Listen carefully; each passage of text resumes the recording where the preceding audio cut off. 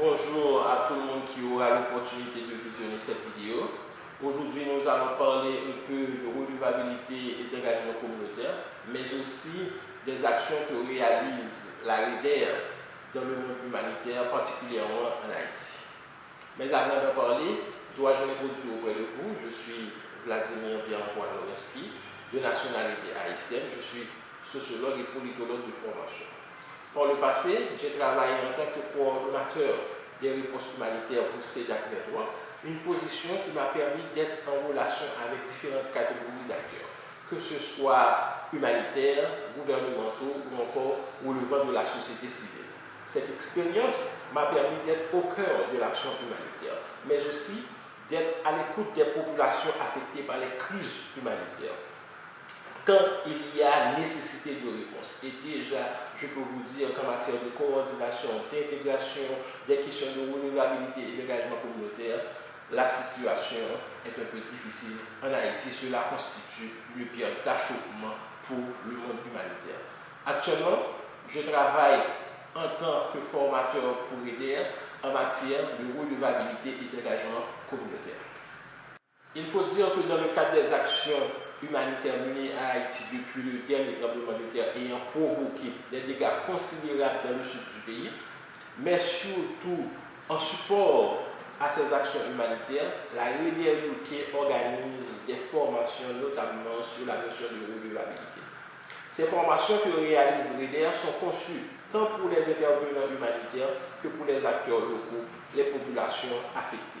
Ces formations visent à renforcer les connaissances et compétences des personnels humanitaires et des acteurs haïtiens dans le domaine de l'engagement communautaire, la communication bidirectionnelle avec les communautés touchées par les crises.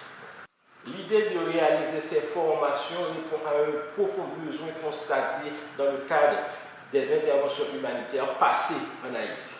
Par exemple, les expériences découlant du séisme du 12 janvier 2010 nous ont permis de constater le niveau de décalage entre aspiration des populations locales et les services offerts par les acteurs humanitaires. D'ailleurs, en termes de redevabilité et d'engagement communautaire, les résultats, les retombées de ces actions sont pour le moins reluisantes.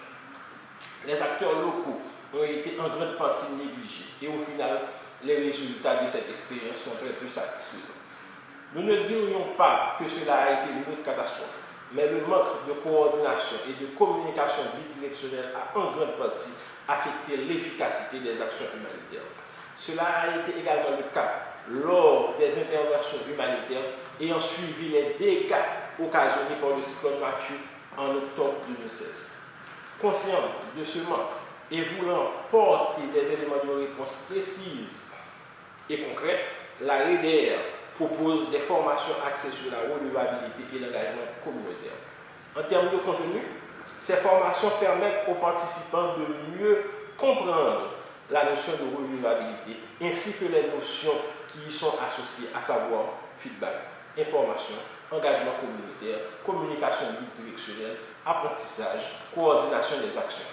Nous espérions également que les différentes catégories d'acteurs prennent conscience de l'importance que peut avoir la redevabilité dans l'amélioration de la qualité du travail humanitaire.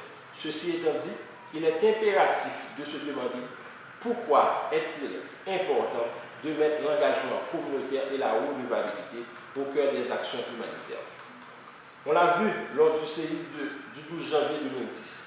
Les communautés vulnérables et affectées n'ont pas été considérées comme des participants actifs à leur propre relèvement, mais de préférence comme des réceptacles des actions humanitaires. Il n'y a pas eu adéquation entre besoins des populations locales et services offerts par les organisations humanitaires. Cela nous permet de voir qu'en période de crise, l'engagement communautaire et la redevabilité sont essentiels tant pour les acteurs humanitaires que pour les populations affectées. Cela les aide à obtenir de l'acceptation et de la confiance auprès de la communauté dont vous intervenez. Cela permet également d'agir de manière efficace dans votre mission qui consiste à sauver des vies. La confiance dans les individus et les organisations est le plus grand facteur de réussite de l'action humanitaire. L'un des moyens les plus efficaces d'instaurer cette confiance est de s'assurer que les gens ont toujours la possibilité d'être écoutés. de prendre part aux initiatives proposées et que les actions humanitaires sont en adéquation avec les besoins des populations affectées.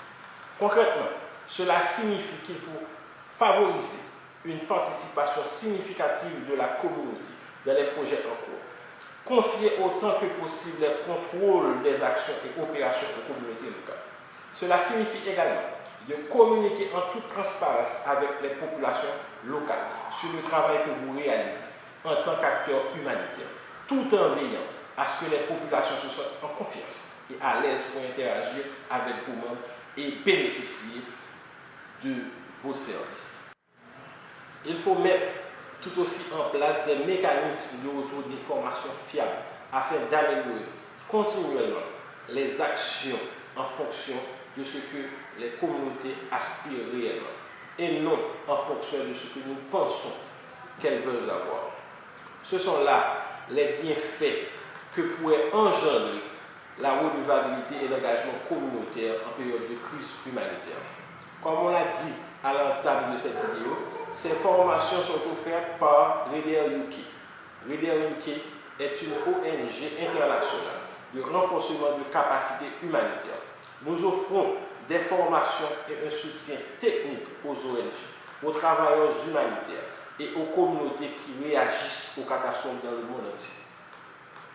Nos racines sont dans l'ingénierie, mais au cours des 40 dernières années, nous avons offert des formations en matière de leadership, de gestion, de suivi et d'évaluation, de sûreté et sécurité personnelle, de la sauvegarde et plus encore.